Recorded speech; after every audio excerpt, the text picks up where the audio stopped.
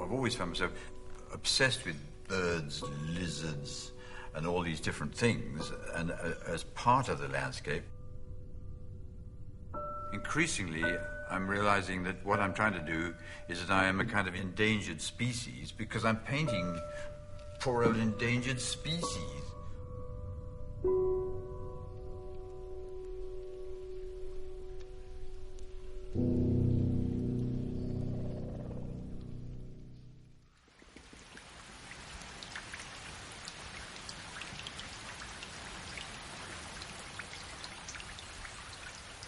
The intriguing thing about godwits is that they breed all up in the tundra, in the northern hemisphere, so Manchuria, all the way up there, and then every year they travel 12,000 kilometers, sometimes non-stop.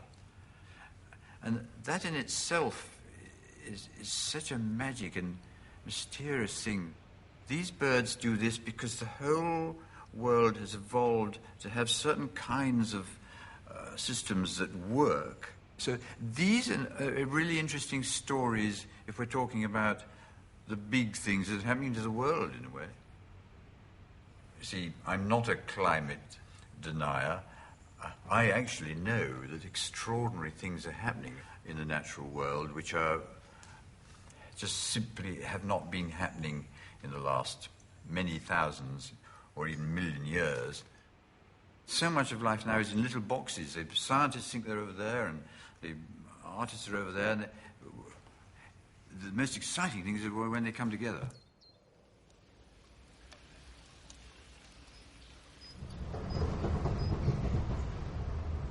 The intriguing thing is, will that message come through when there's people going this way and that way? Can the still small voice of the person saying something about the power of beauty and nature survive the city? And in fact, the city now is taking over.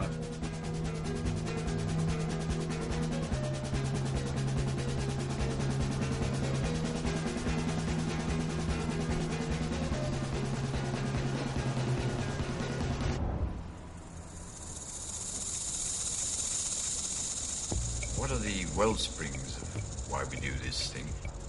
For me personally, it comes back to an absolute obsession and love with wild landscape. I like it, particularly because it's the colour, and it's such a contrast to the greyness of the buildings around.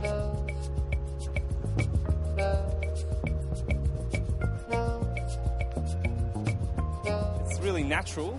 A lot of city art seems to be reflecting the city back onto itself with just lots of layers of people and concrete and steel. It's interesting that when we first looked at it, it was a really visceral reaction. Maybe there was that other underlying theme there that we were actually responding to. My theory is that if you've got things about global warming and isobars and thermoclines and lots of exciting things happening on the edge which are sort of rather scientific, and then they morph into this wild, ecstatic, instinctive, celebratory art stuff, you've got a meeting of the two different kinds of ways we think.